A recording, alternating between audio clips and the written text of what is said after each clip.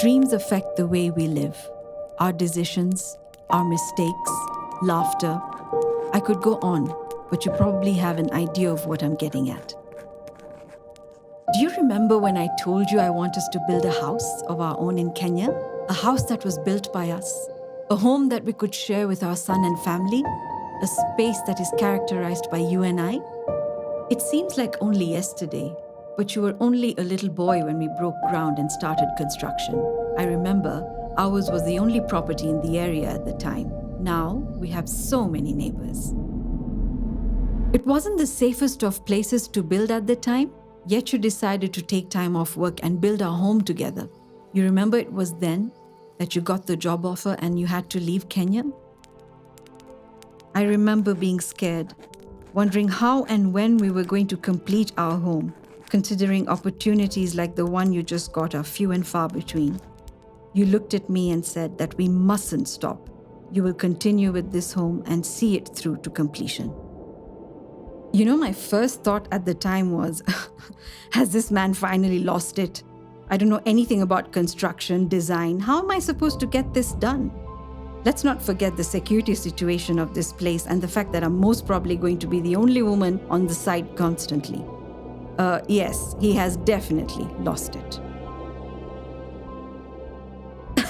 In hindsight, maybe I overreacted. Your dad's reaction to my very confused expression at the time to this day keeps me going with his most serious but charming look. You are absolutely beautiful. I mean that in every sense of the word. You're intelligent, creative, strong, warm-hearted, and an amazing soul in entirety. He looked me straight in the eyes and said, I'm leaving this with you because I am certain you can do it. I decided at that very moment to dedicate myself to our home.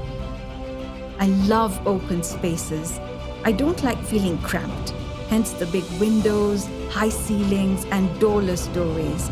In a way, your dad showed me I could fly, and boy did I fly. A home can be a whole lot of things that are just wonderful and important to good health. It could be a place of freedom and escape. It could be a place of peace. Most important, a place where love should be in infinite supply, and that's what I wanted our home to be to us and anyone who lived in it. It took 2 years to build, but it was finally complete. Remember your reaction when you saw it? It brought me close to tears. Then came the time to work on the interior, personalize it, and make it us. You know how much I like my antiques. I know a lot of times it cost us a lot to import some of the furniture that I wanted or I saw in different parts of the world we travel to. I cannot begin to explain to you how much I appreciate you and love you. My mom's old furniture, my dad's big radio, you were completely accepting of it all. You understood my vision and my dream. I had to use the right kind of wood, both on the outside and the inside of the house. They couldn't be the same. I wanted a home that would last the test of time and unpredictable weather. Every trip brought an addition to our collection of antiques. I know, but I'm still of the strong belief that old is gold. Not everything in the house is antique, of course, like the taps, the shower, the sinks. Every time I walk into any of our bathrooms, I still smile. You know, I didn't want anyone knowing where the bathrooms were located from outside. The design of the sink is just so unique. I had a couple of people viewing the house and the expressions on their face when they saw the sink was just heartwarming. One of them, a young man about your age, saw your dad's old comics, the ones I framed in your room, and just went, well, I don't want to say crazy, but he was really excited. I guess he's a comic book nerd just like your dad. The brick wall on the way to your room, I remember telling your dad we had to get it and import it before it became too expensive, a decision he is very happy he agreed with at the time. One of the many reasons I love this home so much is the fact that a lot of the art and furniture, from the chairs to the carpets, were made within Africa. I commissioned an artist to do a painting for the sitting room.